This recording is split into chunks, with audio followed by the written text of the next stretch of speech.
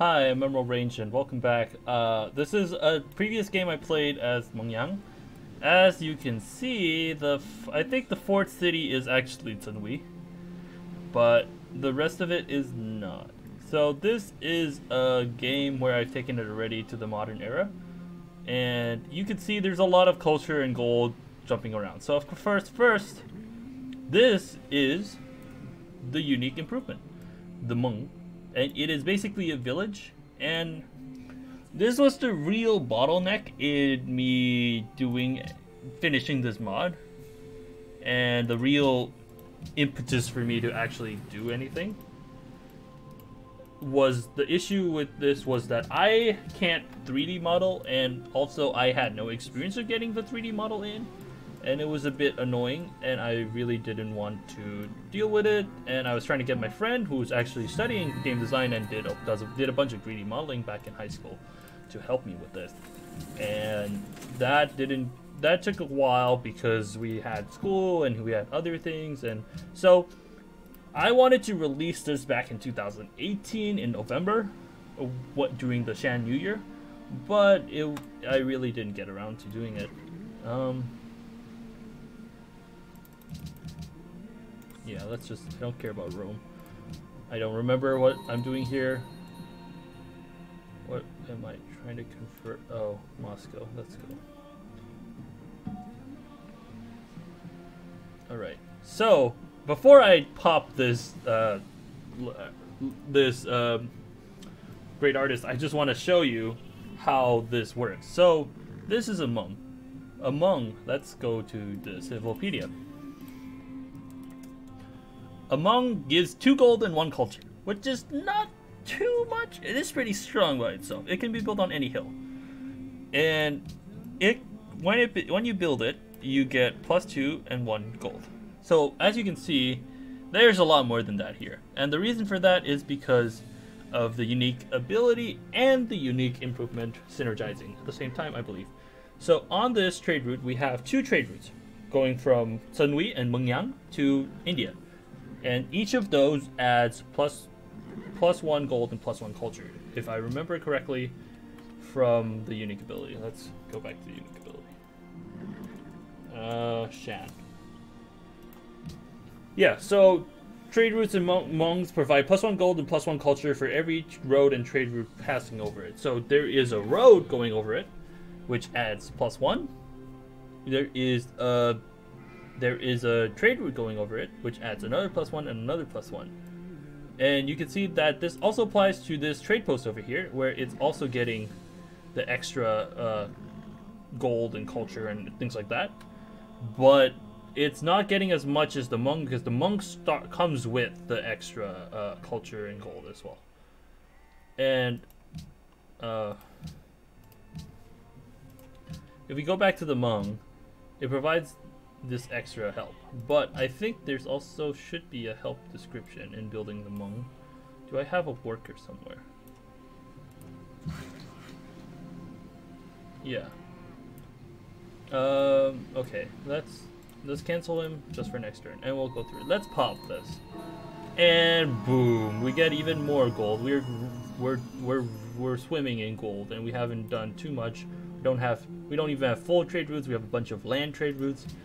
Was kind of my point, is to allow you to use land trade routes and still get a lot of gold, especially over here with the new settles that I did. These are this Mengmao is a later city, and I settled everywhere. There's a bunch of gold everywhere. Of course, the city still has to work it for you to get that, so you don't get to work all of it. That's why it's not as overpowered as it seems. But of course, when you have a big enough city, you can. And again, the other thing is that if you have a hall, as I mentioned in the previous part, let's see. Oh. Well, if you have a hall, then if you have over 10 people, then you already have the issue where you don't have enough workers to work all of these great tiles. Calais, wow, okay. You see, I didn't go for growth at some point, but Calais or Kale is also a part of the Shan Confederation at this point, even though they're not actually Shan. So I kept them in here. So of course, if you're Shan and you want to change this, let me know. There's Kuntun over here, and it's there to get some more trade routes going. I believe, if I remember, I can't build on here. Okay, never mind. Wait, give me a quick second as I try to check if there's something I'm missing, because I think there's a bit unaccounted for. Come on.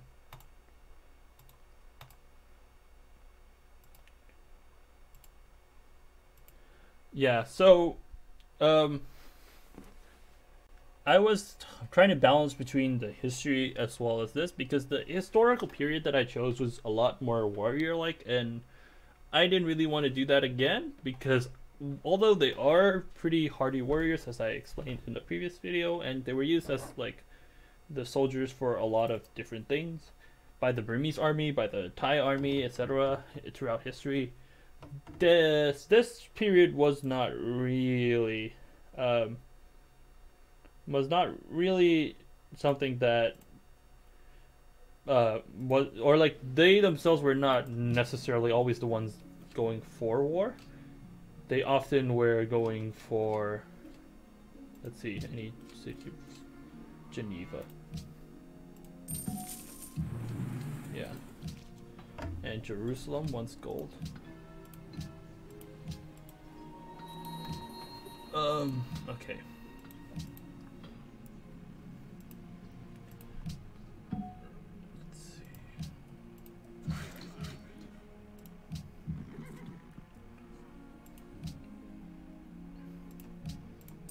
So as you see, okay, actually, before we next turn, that trade route expired, and the gold on that tile went down.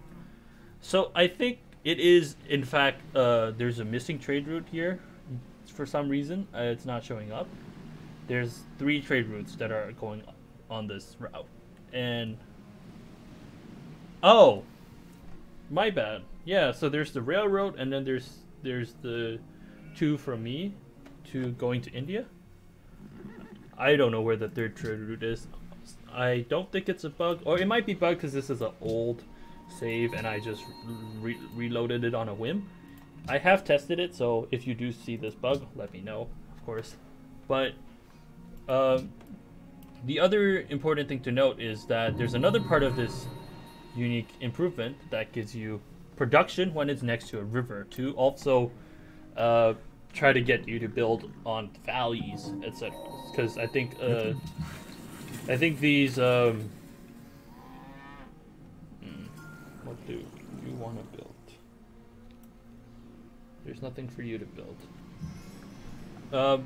Because the way that the value of Prince's unique ability sound, it would seem like you want to. I mean, might as well make them big now, right?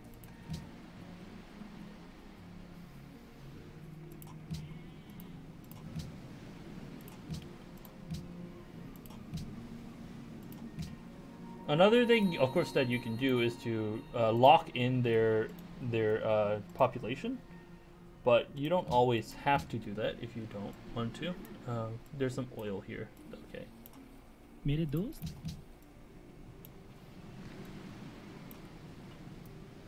Anyway, so the entire gameplay of this is pretty much just you build a bunch of cities. When they're small in the early game, you can use a haw to get a lot of gold and culture, get a big quick boost, and I want to show you that in my culture victory screen, where if we go to someone else like India, I am ahead of a lot of people, but I am not ahead by too much. Again, I don't think this is entirely overpowered, although it might seem that way, because you have to do this kind of balance between different components of the game and not just merely build it and spam it everywhere. And in the previous game that I was playing before, you guys didn't see it, but somebody else took religious idols, so that really messed me up in that game. But in this game, my religion also is helping, I believe. मेरे दोस्त?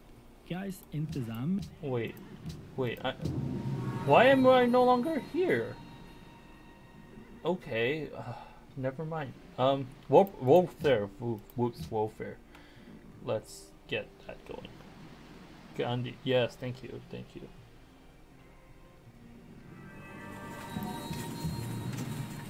Okay. The other good part about this is that it is a hill focus, so you get a lot of production. But again, in the previous one, you kind of have to balance it with the food. Let's see. Oh, it's 22% completed. Okay.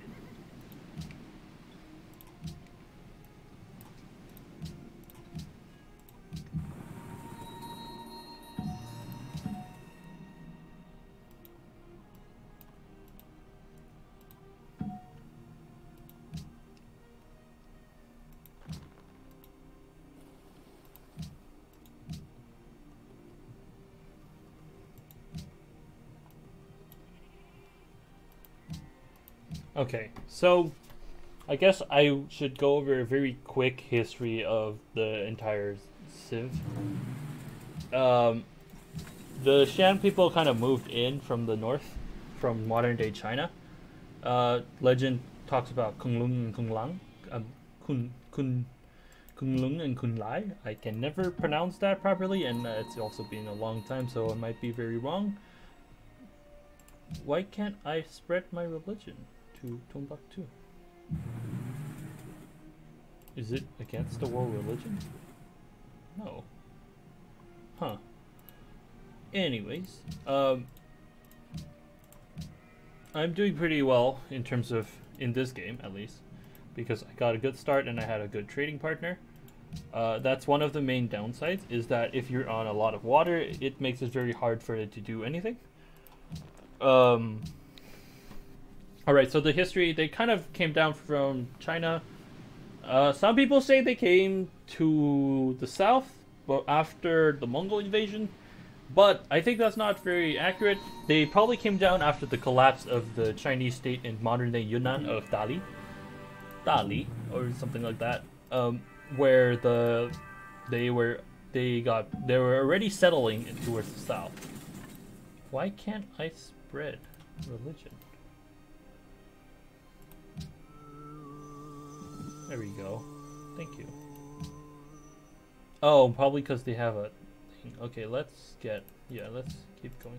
As you can see, wagon trains is pretty essential to needing things. So, yeah. Let's try to get all of this going.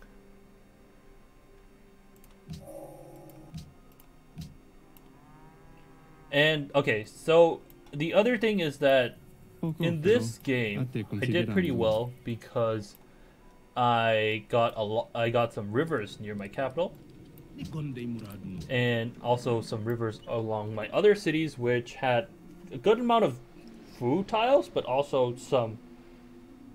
Yeah, good job. There we go. I own that. Right, let's keep going.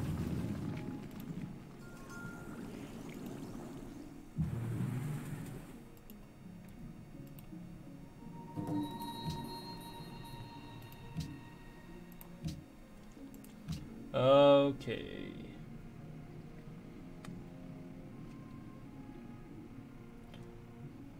Are there any city spots left? I could settle here, because again, small cities are pretty good at doing things, but I don't really want the extra population if that's what I'm gonna try to do. But happiness issues? Nah, I'll just get factories. Alright, so let's get a hotel up.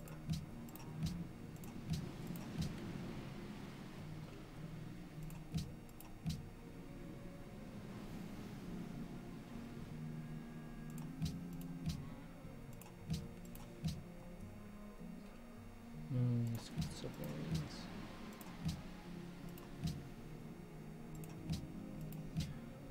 Okay, so afterwards, I think they really did. So basically, there were some people in Dali, and then they settled to the south, And then after they settled to the south, the Dali area got collapsed by some Chinese invasions, not Mongol invasions, and then a lot of them were left south of that border, south of the modern day kind of border, but not too south because they were still figuring things out. And then so in this period, when this particular polity came to power was when there was a lot more oh wow, I'm getting a lot of culture. Holy fuck, that's 400 culture per turn. Ooh, wow. Okay, what? Oh, order is actually pretty bad for diplomacy. I remember now. Well, let's just go for this, because why not? Let's replace this.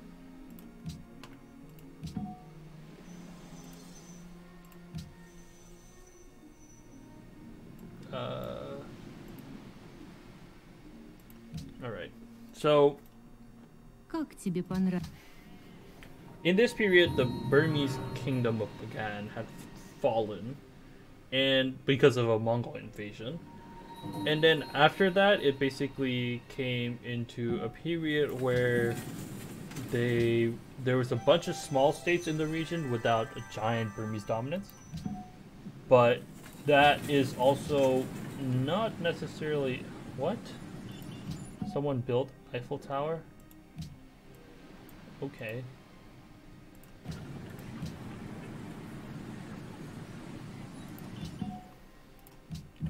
Oh well. So, sorry for the chunkiness. I have to kind of play this game a little bit because I'm going back and forth. Everywhere. Hydro plant. Nice. So, yeah. So, they kind of grew in power, and the Shan people managed to conquer a bunch by uniting as a whole against the Burmese, and that is how the Confederation of the Shan States came to be, and that's kind of the period of this. So there was definitely a lot of warrior stuff that Salung did, but he also did a lot of diplomatic things. So I think diplomatic victory being something he pursues is not unjustified, and his leader values are not reflective of his real life. Nothing is particular. Biases, I would say.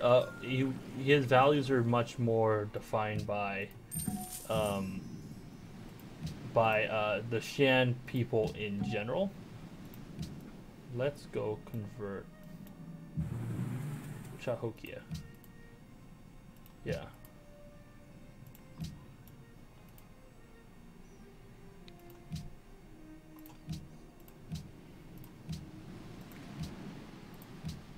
And so, I think in general, I was trying to go for this exact same thing that I could be saying again and again. And perhaps I should probably end the video around now. But I also want to go into a little bit about the model, because it did take me 2 years, I guess, technically. But most of the time I wasn't doing anything, so I don't think it really counts as 2 years. Wow, this is a great city. Why did you burn it? Alright, so let's go into the model and stop the unit cycle for a while. So the model, it looks a little funky, but honestly a lot of Civ 5 models look funky, and I think from a distance it looks fine. But I do want to go over it a little bit. The issue mostly is with shadows, I think, because it looks a little off. But Civ 5 has a terrible blender system, or a terrible 3D asset system, for modding at least, because we can't really see or edit the existing models. And a lot of other Civ 5 modders actually use existing game models from Civ or from other similar strategy games to try and put it into the game. But I tried to get a completely brand new one based on the actual village architecture style, with stilts and all. The stilts are also very important because I need them to keep the area around them, keep them above the ground as much as possible, even though it looks like they're kind of sinking in. Without the stilts, they would be sinking in far more because the game doesn't actually put them around in a nice way. They just kind of plop them and hope it works. And you can really see this in a lot of other things, like the farm gonna goes over it. But if you look at the trade route, if you ever look at the trade route stuff very carefully and you put them on a hill, which I haven't because I always put a Hmong on top of a hill in this game. Let's look at some of India's actually. Yeah, with this you can see some of it goes in, but the other thing is that this took way too long and I just kind of wanted to get it out there. So it does look a little, but I'm pretty happy with it. I'm happy that it looks different, and even though it's kind of sticks out because of saturation, I don't really mind because it is a unique improvement and I like to see it when I see pictures of it and see it everywhere, kind of the visual component of it. There's always this kind of debate in designing a Civ 5 mod whether you really do need a unique unit or not, because the unique unit usually makes the Civ more visible, and every single Civ 5 civilization has a unit of some sort, I think. So it's kind of precedent set by Firaxis themselves, but I think that a unique improvement can stand in for that because it is visible and is everywhere. And of course this is a very core part of planning for this Civ, and I think it's interesting to do even though it's kind of more passive and you don't need to do too much to get stuff and you can't control too much where the trade routes go, but it's really nice, especially in the late game, to have a lot of gold and be on par with other diplomatic victory oriented civs without needing to have a ton of sea trade routes, as you can see with my trade route overview. I still have the two ones going over land. It's just because but they do provide a bunch of gold, and I get a bunch of gold from just working the tiles as normal. So yeah, that's the Shan States. I hope that it's been interesting, and maybe I'll do this more in the future. Again, I'm sorry about my inexperience with doing these kind of videos. I'm just kind of ad-libbing.